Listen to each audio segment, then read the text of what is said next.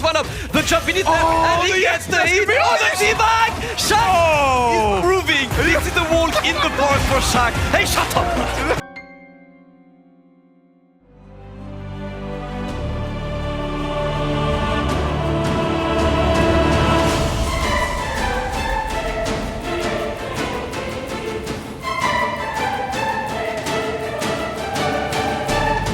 Teabagging, the ultimate middle finger in the gaming world. Teabagging is defined as follows. Also known as corpse humping, teabagging is a slang term in video games when after a player has slain another player, or NPC, they move their character over the dead character's body and crouch up and down repeatedly, adding a humiliating and often humorous factor to the character's death. The history of teabagging in video games is a multifaceted journey that spans decades and reflects the evolving nature of gaming culture, social interaction, and online behavior. The teabagging phenomenon has its origins in the late 20th century and has since become a recognizable and often controversial gesture within gaming communities. It goes without saying, if you've been playing competitive games within the last few decades, you have undoubtedly come across players who like to dip their bags on whomever or whatever in this universal taunt. As we delve into this act's history, we will first explore its emergence before getting into its evolution, impact, and finally tap into the ongoing discussions surrounding the teabag. This is Gaming Oddities, a short history of teabagging in video games.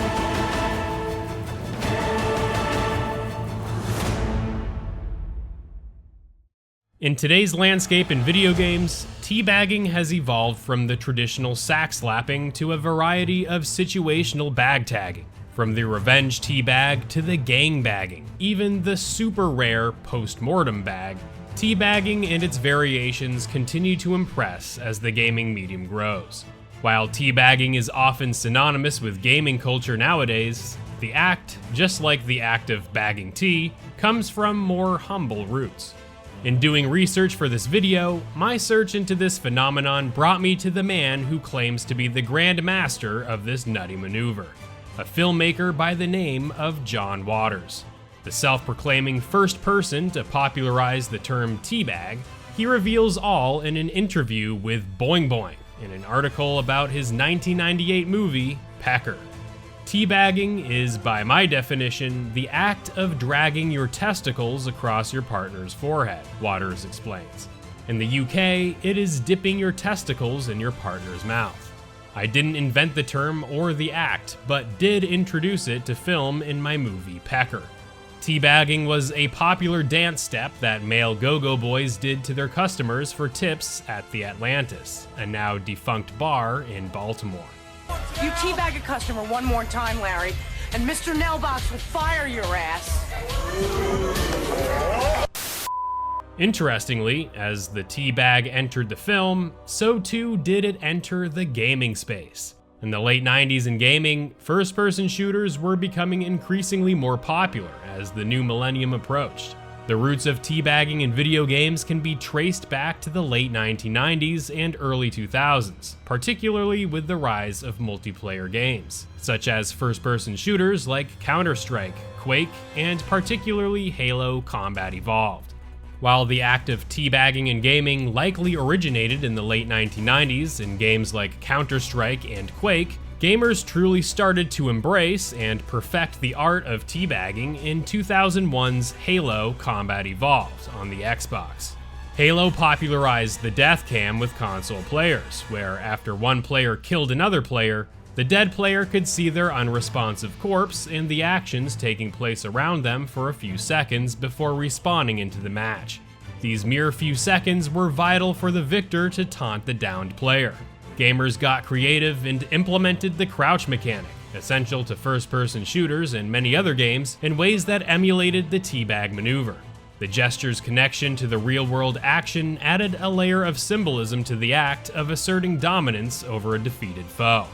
There was something that just resonated with the Halo community, the act of crouching repeatedly over a dead corpse's face, that transcended Halo altogether and spread far and wide to titles and game genres that weren't even first-person shooters. From fighting games to MMOs and open-world epics, teabagging was growing, and there was no stopping this trend from getting even nuttier.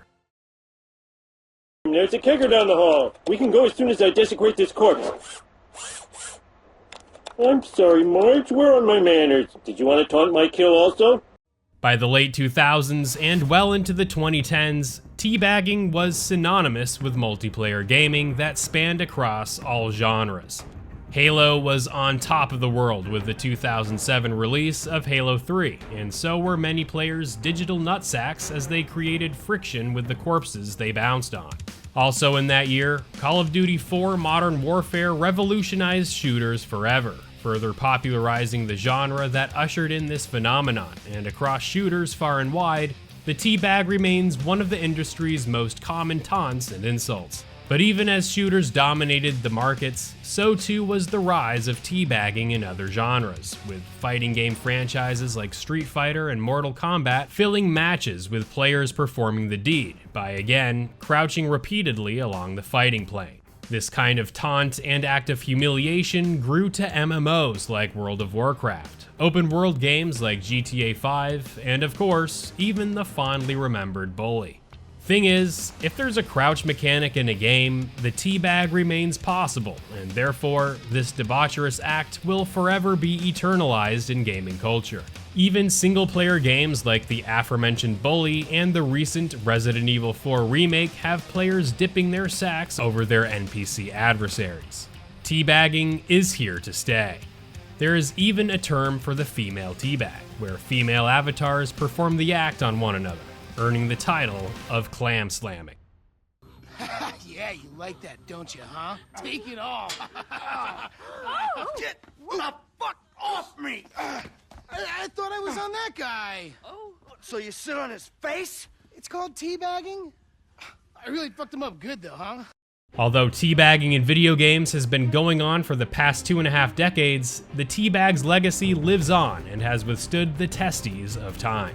There really aren't other non-verbal taunts in gaming culture that can elicit quite the reaction like a well-timed teabag. Talking about well-timed teabagging, how about dropping your virtual nuts or clams on the like button if you are enjoying this video? Your help goes a long way in making the channel and our community stand the testes of time. The popularity of teabagging in gaming is well known by the developers of games where teabagging is especially prevalent, and many of these developers have actually given playful nods to the act by rewarding players who do it in their own games, most commonly in the way of achievements. Back in 2007 in the game Shadowrun, there was an achievement called Shadowrun Fever that would unlock upon teabagging a killed player in multiplayer who already had the achievement unlocked. While it functioned as a viral achievement, this certainly enabled and encouraged those who wanted the achievement to participate in slam dunking their virtual balls on the corpses of their competitors. 2015's Mortal Kombat X has an achievement called Trolling, which unlocks for players for crouching 30 times during the fatality window. Mortal Kombat, known for its over-the-top fatalities as a way to add insult to injury for the loser, puts these teabagging taunts into perspective, right? The teabag, quite simply, is the digital middle finger among gamers. It's not necessarily about the sexual implications behind the act, but instead the implied meaning of it. Often attributed to video game trolls who teabag excessively as a means of toxic humor, teabagging is a sign of dominance, of capitalizing on the failures of one's opponents, and there is literally no genre that digital scrotums haven't rubbed up against. This leads into the controversy and also the discussions that have been had within the gaming community about teabagging as a behavior. With the rise of esports and competitive gaming becoming more popular with every year, there have been numerous discussions regarding the act of these taunts in a community that is striving to be more inclusive. Although some gamers may find this behavior to be humorous, some view it as a display of hostility. Things can likely get out of hand with these kinds of taunts and escalate tensions in a setting that should otherwise promote enjoyment and friendly competition, and there are times where organizers try to enforce proper etiquette during competitive events. Such an event happened in 2016, when organizers for the Killer Instinct World Cup decided to ban teabagging during the event when a player got upset after losing a match to a teabagger. The loser of the match then made a threat about physical violence toward the victor if they were to see that player at the tournament, and it was this threat of violence that made the Killer Instinct World Cup coordinator, Brandon Alexander, enforce an anti-teabagging rule. Effective in the 2016 event, Alexander stated that the anti-teabagging rule would return for the 2017 competition with his reasoning as follows. The reasoning is simple: sportsmanship and professionalism. Plus, on top of that, it seems to be causing players to start threatening others. We promote a fun, professional, and safe experience, not a violent and unprofessional one. If you don't like it, you don't have to go to Killer Instinct World Cup. We as a community have to start setting the standard. With that announcement, many fans were disappointed that the ban would be in effect for the 2017 competition, including fighting game pro Sonic Fox sharing his support for the teabagging taunt on Twitter with, "I certainly use teabagging as a way to make the opponent crack or get angry as well too. Dirty but efficient if you get tied easily." In addition to active players within the Killer Instinct community showing support for teabagging during competitions, Killer Instinct developer Adam Hart wrote on Twitter in response to the rule being extended to the 2017 Killer Instinct World Cup competition with, "Fighting games are psychology. Disrespecting your opponent can be a psychological play. A ban for taunting removes an important human aspect." Hart continues with, competitive games can tell a story about the players if you let them. Trying to enforce everyone to be friendly is short-sighted." While the 2017 Killer Instinct World Cup eventually allowed teabagging to happen for that competition, there are still many gamers in the greater gaming community who have expressed their discontent with teabaggers and toxic behavior in competitive spaces. In an article on Polygon, the writer narrowed down teabaggers into two types of players. The first is, you're a kid who doesn't know any better. If that's the case, then chances are you'll stop being a dick once you grow up and realize there is more to life than being an asshole on the internet. Sadly, the second motivation is somewhat bleaker. For some reason, you feel it's right to tell your opponent that they are less than you, and you are happy to say that you don't feel that basic social politeness applies to you. While there is a wide spectrum of views on teabagging, it really comes down to the player whether they view this behavior as offensive or not. While the gaming industry continues to expand and evolve, there have not been major ways that companies are actively trying to cut down on toxic scrotum dipping. Mortal Kombat 1 has changed how excessive teabagging functions in the game while standing still, as if a player were to crouch several times in a row in quick succession, the fighter performs a taunt. Although easy to bypass this taunt by moving the fighter between crouches, gamers are persistent and will always find ways to get their teabags across, whether we like it or not. One thing is for sure, teabagging is here to stay.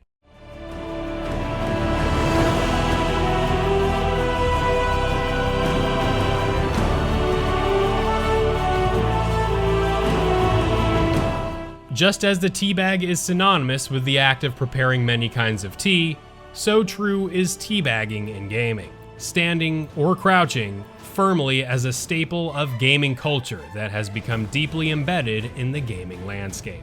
From its FPS origins to its broader contemporary counterpart, teabagging in gaming is here to stay, long after we ourselves become hairy, wrinkly sacks of our former selves. Let me know what your thoughts on teabagging in gaming are in the comments, and whether you partake in the ball-dropping movement. Let me know what other kinds of gaming oddities you'd like to see me cover in the future, and I look forward to seeing you all real soon in the next one. Take care, FML fam.